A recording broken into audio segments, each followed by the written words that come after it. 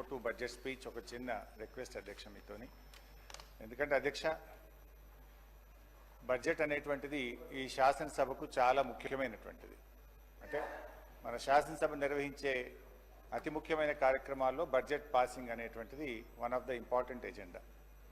నా రిక్వెస్ట్ ఏంటంటే అధ్యక్ష కొంచెం సమయం ఇవ్వండి మాకు. నిన్న బట్టి గారి 72 పేజీల ఉపన్యాసాన్ని చాలా శ్రద్ధగా విన్నాం. ఒక 500 పేజీల పెన్ డ్రైవ్ కూడా ఇచ్చారు. నిన్న మీరు మాకు సెలవు కూడా ఇచ్చారు, బాగా ప్రిపేర్ కండి చదువుకొని రండి అని మీరు సెలవు ఇస్తే ఆ 500 పేజీల పెన్ డ్రైవ్ చదువుకున్నాం. 72 పేజీల పుస్తకాన్ని ప్రసంగాన్ని బాగా విన్నాం.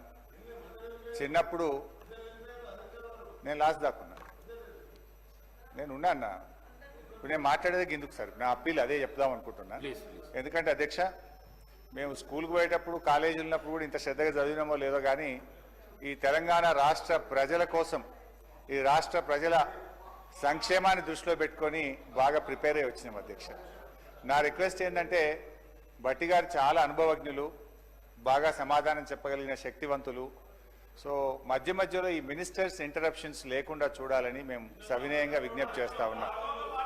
అధ్యక్ష ప్రభుత్వానికి ఓపిక ఉండాలి శ్రీధర్ బాబు గారు, మీకు సహనశీలత ఉండాలి, ఓపిక ఉండాలి. సో అందువల్ల నేను మీతో కోరేది చూడండి అధ్యక్ష, నేను స్టార్ట్ చేయకముందే ఇట్లా డిస్టర్బ్ చేస్తే ఎట్లా అధ్యక్ష, ఇట్లా అయితే ఎట్లా అధ్యక్ష? నేను ఏమంటున్నా అధ్యక్ష, నేను అనేది ఒకటే అధ్యక్ష, నేను మాట్లాడిన దాంట్లో మీరు మధ్య మధ్యలో ఇంటరప్షన్ కాకుండా గౌరవనీయులు ఉప ముఖ్యమంత్రి గారు తన సమాధానంలో మీరు మాకు చెప్పండి, గట్టిగా చెప్పండి. ఎలియా మినిస్టర్ గారు మాట్లాడినా మాకు అభ్యంతరం లేదు, బట్టి గారు మాట్లాడితే అభ్యంతరం లేదు, వారి సంబంధిత మంత్రి బడ్జెట్. కానీ మిగతా మంత్రులు డిస్టర్బ్ చేసి దయచేసి, ఎందుకంటే వాళ్ళ పద్ధతులు వచ్చినప్పుడు వాళ్ళు మాట్లాడుకోమనండి, కానీ డిస్టర్బెన్స్ లేకుండా చూడాలని మిమ్మల్ని విజ్ఞప్తి చేస్తున్నాను. నథింగ్ సార్, నేను మీ సలహా సూచననే అందరం కూడా పాటించాలని కోరటానికి మీ ద్వారా అధ్యక్ష అర్థవంతమైన చర్చ జరగాలని మేము కూడా ఆశిస్తా ఉన్నాం అధ్యక్ష. వారు సీనియర్ శాసనసభ్యులు, వారు మాట్లాడే సందర్భంలో అంతా కూడా సత్యం మాట్లాడతానని ఆశిస్తాం. వాస్తవాలకు దగ్గరగా ఉండే అంశాలు మాట్లాడితే కూడా మా వాళ్ళు అందరూ హర్షిస్తారు అధ్యక్ష. మీ నిబంధనల ప్రకారం ఆ పరిధిలో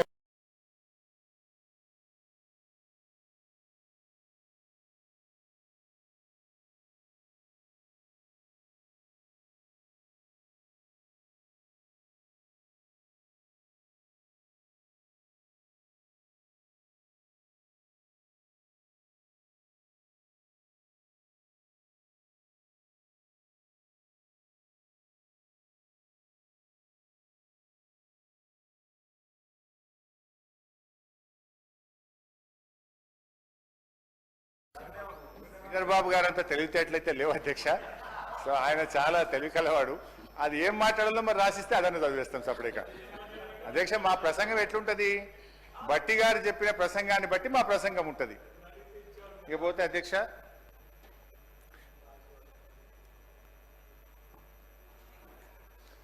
ఓటాన్ అకౌంట్ బడ్జెట్తో కలిపి ముచ్చటగా 3 బడ్జెట్లు ప్రవేశపెట్టిన గౌరవ ఉప ముఖ్యమంత్రి బట్టి విక్రమార్క గారికి నా అభినందనలు అధ్యక్ష.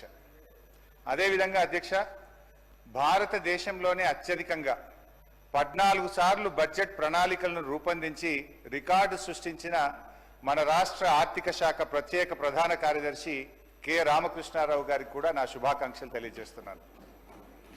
అధ్యక్ష బడ్జెట్ ప్రసంగంలో నిజాలను ప్రచారంలో పెట్టాలని బట్టి గారు నీతులైతే బాగానే చెప్పారు అధ్యక్ష. బట్టి గారు ఈ సంవత్సరం ప్రవేశపెట్టిన బడ్జెటు గట్టి బడ్జెటా వట్టి బడ్జెటా అనేది పరిశీలించే ముందు ఒక్కసారి గత సంవత్సరం బట్టి గారు పెట్టినటువంటి బడ్జెట్ను ఒక్కసారి సమీక్షించుకుందాం.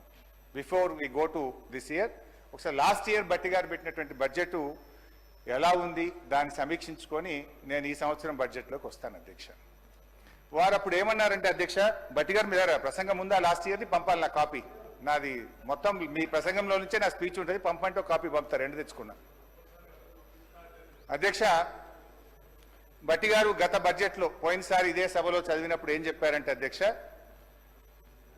Page number 6. 10 ఏళ్ల తర్వాత వాస్తవానికి దగ్గరగా ప్రణాళికాబద్ధమైన బడ్జెట్ను తొలిసారిగా మా ప్రభుత్వం శాసనసభలో ప్రవేశపెట్టింది అని అన్నారు అధ్యక్ష. ఇది అబద్ధమా నిజమా ఇప్పుడే తేల్చేద్దాం. గత బడ్జెట్లో 2,91,159 కోట్లని గొప్పగా చెప్పుకున్నారు. ఇది వాస్తవిక అంచనాలు అని చెప్పారు.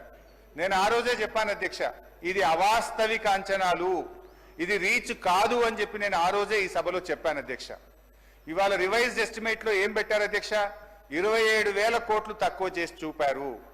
ముఖ్యమంత్రి గారు నిన్నో మొన్నో ఎక్కడో మాట్లాడుకుంటూ మా బడ్జెట్ 60-70 కోట్లు లోటు ఉంటుందని చెప్పి ముఖ్యమంత్రి గారు సెలవిచ్చారు అధ్యక్ష.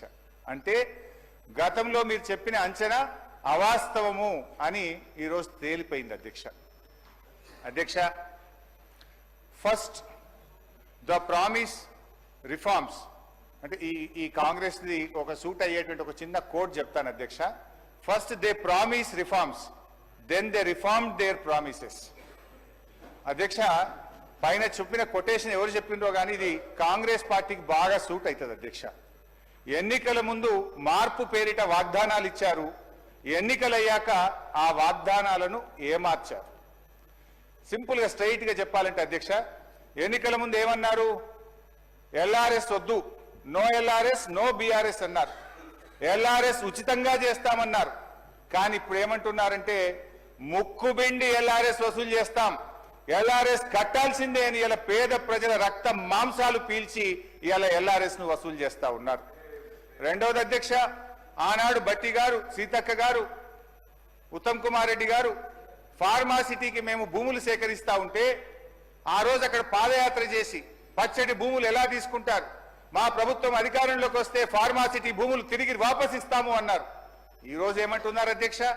ఇంకా 14,000 లాక్కుంటాం, ఈ 16,000 ఇచ్చుడు లేదు కానీ ఇంకా 14,000 లాక్కుంటామని చెప్పి బలవంతంగా ఇలా రైతుల నుంచి భూములు సేకరించి ఆ ఫార్మాసిటీ పేరును అందంగా ఫ్యూచర్ సిటీ అని చెప్పి పెట్టి ఇలా తిరిగి భూములు లాక్కుంటున్నారు అధ్యక్ష. ఆనాడు ప్రభుత్వ భూములు అమ్మితే, నిరర్ధకమైన ఆస్తులు అమ్మితే ప్రభుత్వ భూములు ఎట్లా అమ్ముతారు, ఇది పెద్దలిచ్చిన ఆస్తి, రేపు బొందబెట్టడానికి జాగుంటదని గంభీరమైన ఉపన్యాసాలు చేశారు. ఇవాళ ఏమంటున్నారు? బరాబర్ భూములు అమ్ముతామంటున్నారు. ఇవాళ 30,000 కోట్ల రూపాయల భూములు అమ్మకానికి పెట్టినారు అధ్యక్ష. అంటే అప్పుడేమో they promised reforms, now they reform their promises. ఈ రకంగా ఉంది అధ్యక్ష. ఇకపోతే అధ్యక్ష, గత సంవత్సరం బడ్జెట్ లో చెప్పిన కొన్ని విషయాలు పరిశీలిద్దాం. పేజ్ నంబర్ 15 అధ్యక్ష. పోయినసారి బట్టి గారు చెప్పినటువంటి బడ్జెట్ లో పేజ్ 15 బట్టి గారు చూసుకోండి. పేజ్ 15 లో ఏమన్నారంటే అధ్యక్ష, రైతుకు నిజమైన మేలు జరగాలనే ఉద్దేశంతో మా ప్రభుత్వం ఒక్కసారి 31,000 కోట్ల రుణమాఫీ చేయాలని సంకల్పించింది. ఇప్పటికే ఇచ్చిన మాట ప్రకారంగా 2 లక్షల రుణమాఫీకి అవసరమైన 31,000 కోట్ల రూపాయలను సమీకరించుకున్నాం. అంటే డబ్బులు రెడీ పెట్టుకున్నాం. ఈసారి బడ్జెట్ లో ఏం చెప్పిన అధ్యక్ష? 20,000 కోట్లు మాత్రమే చేశారు అని చెప్తున్నారు అధ్యక్ష. పోనీ మిగతాది ఎప్పట్లోగా చేస్తారో చెప్పడం లేదు అధ్యక్ష. ఇంకా ఆ ఉపన్యాసంలో బట్టి గారు ఎంత దూరం పోయి మమ్మల్ని విమర్శించిందంటే అధ్యక్ష, సిగ్గుచేట అధ్యక్ష.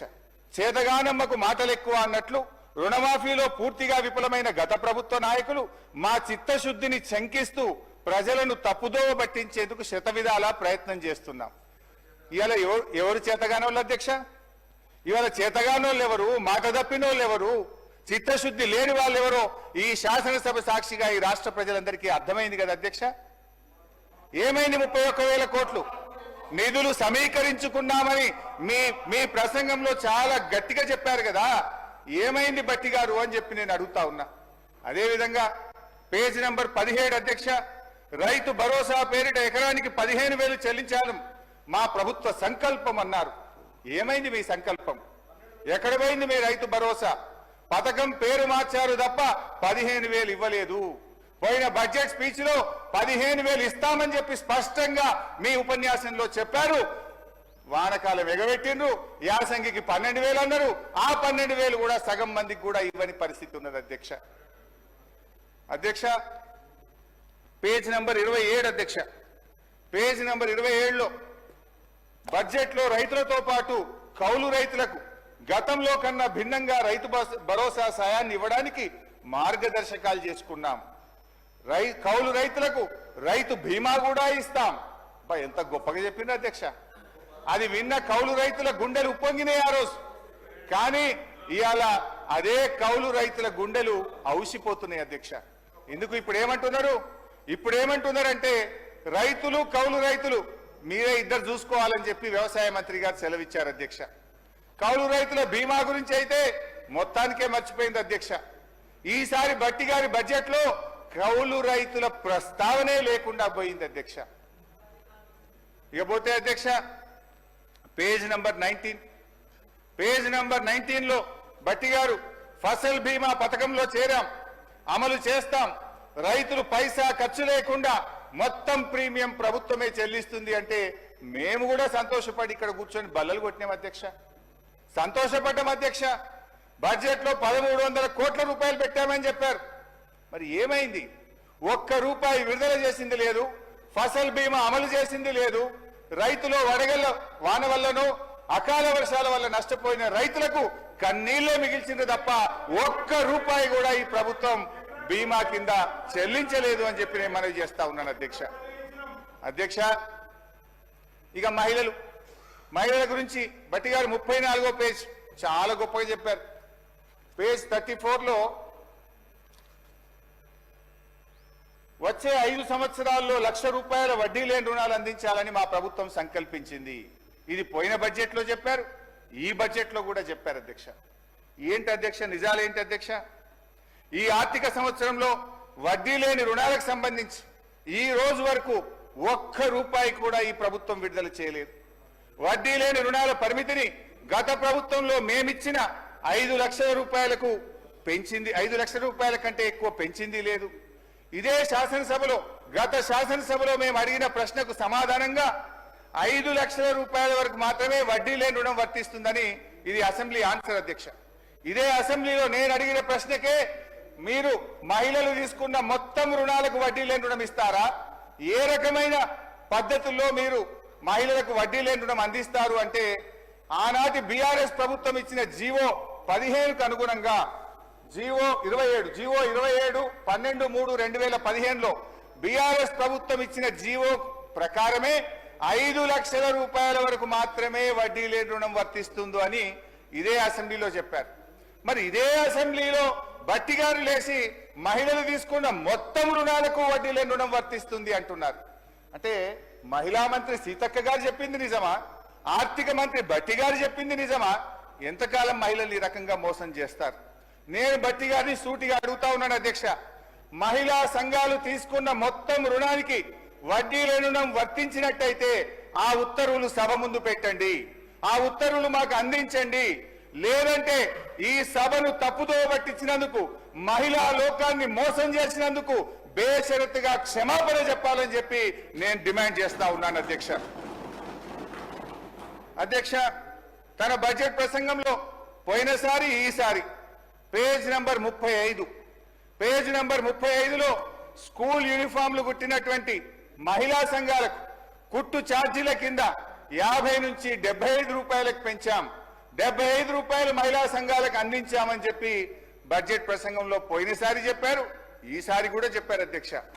నేను భట్టి గారిని అడుగుతా ఉన్నా, ఈ రాష్ట్రంలో ఏ ఒక్క గ్రామంలోనైనా ఏ ఒక్క మహిళా సంఘానికైనా 75 రూపాయల కుట్టుకూలి అందించుంటే ఆ మహిళా సంఘం పేరు చెప్పండి, ఆ గ్రామం పేరు చెప్పండి, లేదా క్షమాపణ చెప్పండి అని చెప్పి నేను కోరుతా ఉన్నాను అధ్యక్ష. ఇకపోతే ఇందిరమ్మ ఇండ్లు బడ్జెట్ బుక్ లో పోయినసారి పేజ్ నంబర్ 27లో ప్రతి నియోజకవర్గానికి 3,500 ఇండ్ల చొప్పున 4,50,000 ఇండ్లు కడతామని దానికి బడ్జెట్ లో నిధులు పెట్టామని చెప్పారు అధ్యక్ష. మేము కూడా బల్లలు కొట్టినాం, వాళ్ళు కూడా బల్లలు కొట్టిండ్రు. నిజంగానే వచ్చేసిన ఇండ్లు అనుకున్నాం అధ్యక్ష. కాంగ్రెస్ యొక్క 16 నెలల పాలనలో 4.5 లక్షల ఇండ్లు కాదు కదా, 4 ఇండ్లు కూడా కట్టలేదు అధ్యక్ష. నేను భట్టి గారిని అడుగుతున్నా, పోనీ మీ మధ్యలో ఎక్కడైనా ఒక్క ఇల్లు కట్టారా? చెప్పండి, ఎడగట్టారో పోదాం చూద్దాం. ఒక్క ఇల్లు కట్టారా ఏడాది కాలంలో అని చెప్పి నేను అడుగుతా ఉన్నాను అధ్యక్ష. ఇంకా బాధ కలిగేది, పాపం ఈ రాష్ట్రంలో దళితులు, గిరిజనులు, మా బిడ్డ ఉప ముఖ్యమంత్రిగా ఉన్నాడు, మా బిడ్డ ఆర్థిక మంత్రిగా ఉన్నాడు, మాకు మేలు చేస్తాడని చెప్పి ఆశించారు అధ్యక్ష. పోయినసారి 24-25 బడ్జెట్ ప్రసంగంలో ఎస్సీ ఎస్టీలకు 1 లక్ష రూపాయలు అదనంగా ఇచ్చి పేదలు ఇళ్లు కట్టుకుంటే 6 లక్షల రూపాయలు ఇస్తాం, అందరికీ 5 లక్షలు ఇస్తాం, దళిత గిరిజనులకు 6 లక్షలు ఇస్తామని బట్టిగా తన ప్రసంగంలో చెప్పారు. ఈ సంవత్సరం ప్రసంగంలో చూస్తే ఆ 1 లక్ష రూపాయలు మాయమైపోయింది అధ్యక్ష. ఆ 1 లక్ష రూపాయలు మాయమైపోయింది అధ్యక్ష. అంటే దళిత గిరిజనులను ఈ ప్రభుత్వం మోసం చేసింది, దగా చేసింది అని చెప్పి నేను ఈరోజు చెప్తా ఉన్నాను అధ్యక్ష. నేను I appeal honourable deputy CM గారు, మీరు ఒక దళిత బిడ్డగా మీరంటే మాకు ఎంతో గౌరవం. ఈ రాష్ట్రంలోని దళిత గిరిజనులకు కాంగ్రెస్ పార్టీ మేనిఫెస్టోలో చెప్పిన విధంగా, పోయినసారి బడ్జెట్ ప్రసంగంలో మీరు ఇచ్చిన హామీ విధంగా 1 లక్ష రూపాయలు పెంచి ఈ రాష్ట్రంలో ఎస్సీ ఎస్టీలు ఇళ్ల నిర్మాణానికి 6 లక్షల రూపాయలు ఇవ్వాలని సవినయంగా మీ ద్వారా వారికి విజ్ఞప్తి చేస్తున్నాను అధ్యక్ష. ఐ థింక్ మీరు కూడా నా మాటతో అంగీకరిస్తారని భావిస్తున్నాను స్పీకర్ గారు. అధ్యక్ష, నిరుద్యోగులకు ఇచ్చిన వాగ్దానం ఇది పేజ్ నంబర్ 6.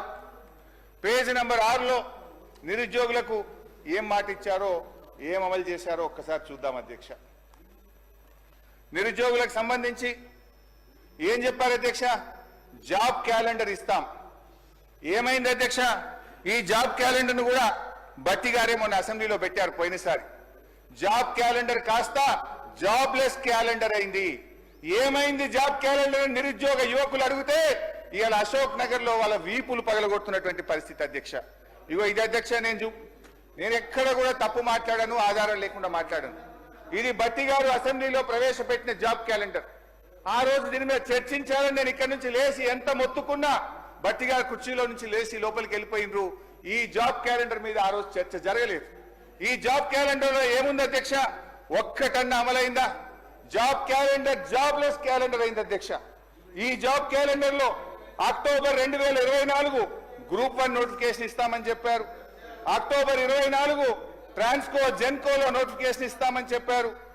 అదేవిధంగా గెజిటెడ్ ఆల్ ఇంజనీరింగ్ డిపార్ట్మెంట్స్ లో ఏడబ్ల్యూల నియామకానికి అక్టోబర్ 2024లో నోటిఫికేషన్ ఇస్తామన్నారు.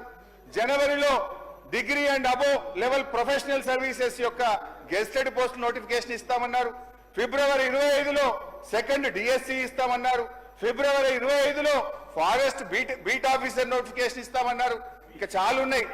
ఒక్క నోటిఫికేషన్ అని ఇచ్చిందా అధ్యక్ష? ఒక్క నోటిఫికేషన్ అని ఇచ్చారా అని నేను అడుగుతా ఉన్నాను అధ్యక్ష. అదేవిధంగా బడ్జెట్ బుక్ లో RRR అధ్యక్ష, RRR విషయంలో పోయినసారి బడ్జెట్ లో బట్టి గారు చెప్పారు. ఏం చెప్పారు అధ్యక్ష?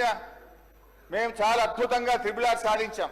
వాస్తవానికి 2022లోనే మా ప్రభుత్వమే RRR ఉత్తర భాగానికి అనుమతులు తెచ్చింది. సరే, మీరు చెప్పారు, సంతోషం. ఏం చెప్పినారు బడ్జెట్ లో? దీని నిర్మాణానికి తగిన భూమి సేకరించడానికి ప్రయత్నం జరుగుతా ఉంది. దీనికోసం బడ్జెట్ లో 1525 కోట్ల రూపాయలు పెట్టానని బట్టి గారు చెప్పారు. నేను అడుగుతా ఉన్న, ఏడాది అయిపోయింది, మళ్ళీ బడ్జెట్ పెట్టారు. 1 రూపాయన్న చెల్లించారా? 1 ఎకరమన్న భూసేకరణ చేశారా? 1 కిలోమీటర్ అయినా రోడ్డు వేశారా? అంతా అబద్ధం అధ్యక్ష. ఇకపోతే ఇరిగేషన్ రంగంలో బట్టి గారు పేజ్ నంబర్ 62 పోయినసారి 2024-25 తన బడ్జెట్ ప్రసంగంలో ఈ ఆర్థిక సంవత్సరంలో 6 పెండింగ్ ప్రాజెక్టులను పూర్తి చేస్తాం, 6.5 లక్షల ఎకరాలకు నీళ్లు ఇస్తామన్నారు. నేను అడుగుతా ఉన్న బట్టి గారు, ఏ 6 ప్రాజెక్టులు పూర్తి చేశారో 6 ప్రాజెక్టుల పేరు చెప్పండి, ఎన్ని ఎకరాల ఆయకట్టు ఇచ్చారో వివరాలు చెప్పండి అని చెప్పి నేను మీ ద్వారా బట్టి గారిని కోరుతా ఉన్నా అధ్యక్ష.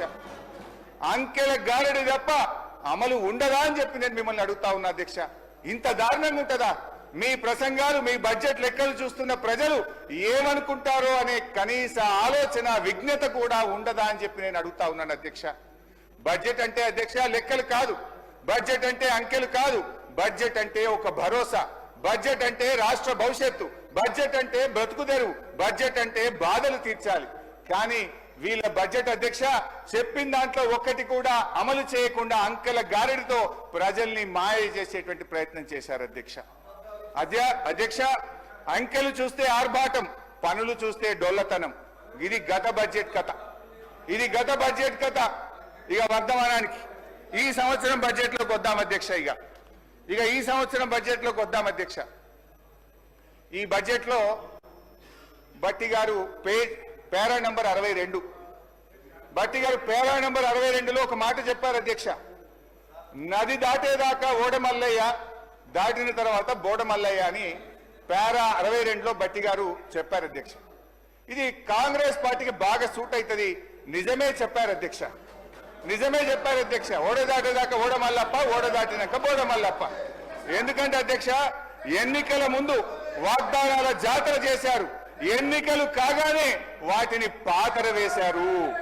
ఇవాళ మహాలక్ష్మి 2500 మోసం, 4000 రూపాయల పెన్షన్, రైతు భరోసా, రుణమాఫీ, తులం బంగారం, నిరుద్యోగ భృతి, ఏడాదిలో 2 లక్షల ఉద్యోగాలు, ఉద్యోగులకు పిఆర్సీ 4 డిఏలు, ఆటో డ్రైవర్లకు 12,000, అన్ని పంటలకు బోనస్, ప్రభుత్వంలో ఆర్టీసీ విలీనం, 5 లక్షల విద్యార్థి భరోసా కార్డు. బట్టి గారు ఇప్పుడు చెప్పండి, బోడమల్లయ్య ముచ్చట ఎవరికి వర్తిస్తుందో ఒకసారి చెప్పాలని చెప్పి నేను బట్టి గారిని కోరుతా ఉన్నా అధ్యక్ష. అధ్యక్ష, ప్రస్తుత బడ్జెట్ పై కూర్చోండి బైసా ప్లీజ్. నేను మాట్లాడినాక ఉప ముఖ్యమంత్రి గారు మాట్లాడతారు.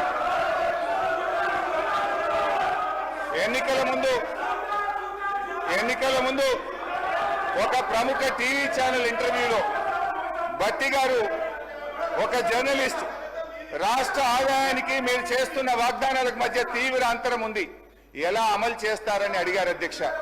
బట్టి గారు జవాబిస్తూ, మా కాంగ్రెస్ పార్టీకి 100 సంవత్సరాల అనుభవం ఉంది, ఆదాయం ఎలా పెంచుకోవాలో మాకు బాగా తెలుసు, మా వ్యూహాలు మాకున్నాయి, ఆదాయాన్ని పెంచుతాం, హామీలన్నీ నెరవేరుస్తామని చాలా కాన్ఫిడెంట్ గా ఆ రోజు ఎన్నికల ముందు బట్టి గారు చెప్పారు.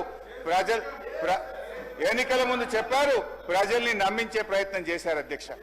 అయితే ఈ 15 నెలల ఆచరణలో ఏం జరిగిందో, ఏం ఒరిగిందో మనతో పాటు రాష్ట్ర ప్రజలందరికీ తెలుసు. వాస్తవిక బడ్జెట్ అంటూ డాంబికంగా ప్రవేశపెట్టిన గత బడ్జెట్ ఏమైందో చూశాం. ఇప్పుడు మళ్ళీ 3,04,965 కోట్ల రూపాయల బడ్జెట్ అని మరో గాలిమేడ కట్టారు అధ్యక్ష. ఇది మోస్ట్ డిజాస్ట్రస్ రూలింగ్, ఇది most disappointment budget. Congress disastrous పరిపాలన వల్ల రాష్ట్ర ఆదాయం మీద నెగటివ్ ఎఫెక్ట్ చూపిస్తుంది. రాష్ట్ర ఆదాయం అంతకంతకు క్షీణిస్తా ఉంది. మరి అనుభవం గల్ల బట్టి గారు ఇప్పుడు ఏం చేయాలి చెప్పాలి ఈరోజు. ఎందుకంటే అయితే తమ యొక్క పరిపాలనా వైఫల్యాలను సరి చేసుకోవాలి, లేదంటే రేవంత్ రెడ్డి గారి ఫార్ములా ప్రకారం ప్రభుత్వ భూములు అమ్మాలి. ఏనుముల వారి పాలనలో మరి ఎన్ని భూములు కథం పట్టిస్తారో తెలియదు అధ్యక్ష. ఎందుకంటే అధ్యక్ష, గచ్చిబౌలిలో 400 ఎకరాలను వేలం చేయడం ద్వారా 30,000 కోట్లు రాబట్టాలని నిర్ణయించారు. ఇప్పటికే టీజీఏసీ భూములు తాకట్టు పెట్టి 10,000 కోట్ల రూపాయలు అప్పు తెచ్చారు. ఇప్పుడేమో హెచ్ఎండిఏ ఆస్తులు తాకట్టు పెట్టి మరో 20,000 కోట్ల అప్పు తెస్తామని మొన్ననే అసెంబ్లీలో సమాధానం చెప్పారు. హెచ్ఎండబ్ల్యూఎస్ఎస్, జిహెచ్ఎంసీ ఆస్తులు తాకట్టు పెట్టి మరో 20,000 కోట్లు అప్పు తెచ్చే ప్రయత్నం చేస్తున్నారు. హౌసింగ్ బోర్డు భూములు అమ్మకం ఇప్పటికే షురువైపోయింది. నాడేమో ప్రభుత్వ భూములు పెద్దలిచ్చిన ఆస్తని, జాతి సంపదని, చచ్చిపోతే బొందబెట్టడానికి జాగుండదని రేవంత్ రెడ్డి గారు చాలా గొప్పగా సుభాషితాలు చెప్పారు. ఇవాళనేమో అధికారంలో రాగానే బరాబర్ భూములు అమ్ముతామంటున్నారు, అమ్మకానికి నోటిఫికేషన్లు ఇవ్వడం షురువైపోయింది. అధ్యక్ష, అమ్మొద్దని ఆక్షేపించిన నోటితోనే ఇవాళ భూములను అర్రాస్ పాట పాడుతా ఉన్నారు అధ్యక్ష. దీన్ని వాటన్ తీరు మాట్లాడే దిగజారుడు రాజకీయం అంటారు అధ్యక్ష. మొత్తంగా 50,000 కోట్ల రూపాయల ఆస్తులు తాకట్టు పెట్టి లేదా ఆస్తులు అమ్మడం ద్వారా భూములను ఆస్తులను 50,000 కోట్లను సమీకరించే ప్రయత్నం చేస్తున్నారు. అంటే ఏంది అధ్యక్ష, అందిన కాడికి అప్పులు చేసుడు, విచ్చలవిడిగా భూములమ్ముడు, ఇదేనా మీ మార్కు పాలన అని అడుగుతా ఉన్నా. తన పరిపాలన నెగటివ్ ఎఫెక్ట్ వల్ల రాష్ట్ర ఆర్థిక వృద్ధి రేటు తగ్గిపోతుంది. తన వైఫల్యాన్ని కప్పుపుచ్చుకోవడానికి ఈ మధ్య కొత్త వాదన శురు చేశారు. ఏంటంటే అధ్యక్ష, దేశమంతా ఆర్థిక మాంద్యం ఉందని, అందుకే ఆదాయం తగ్గిందని సెలవిస్తున్నారు. అధ్యక్ష, ఒక నిమిషం వినాలి సార్, మంత్రి గారు వినండి. అధ్యక్ష, కర్ణాటక, మహారాష్ట్ర, తమిళనాడు, ఆంధ్రప్రదేశ్ సహా దేశంలో ఎక్కడా కనిపించని ఆర్థిక మాంద్యం ఇవాళ తెలంగాణలో మాత్రమే ఎందుకుంది? అంతా నాకే తెలుసు. అందుకే అంతా నాకే తెలుసని ఈ ప్రభుత్వం, ఈ ముఖ్యమంత్రి గారు అహంకారంతో, అజ్ఞానంతో, అనాలోచిత నిర్ణయాల వల్ల రాష్ట్ర ఆదాయం కుంటుపడ్డది. తన వైఫల్యాన్ని కప్పుపుచ్చుకోవడానికి ఆర్థిక మాంద్యం వచ్చిందని, ప్రపంచమే స్లో డౌన్ అయిందని ప్రవచనాలు ప్రారంభించారు. ఏ రాష్ట్రానికి లేని ఆర్థిక మాంద్యం తెలంగాణకే వచ్చిందా? మీ నెగటివ్ పాలసీల వల్ల, మీ రివెంజ్ పాలిటిక్స్ వల్ల ఈ రోజు రాష్ట్ర ఆదాయం తగ్గుతా ఉన్నది. రేవంత్ గారి పాదం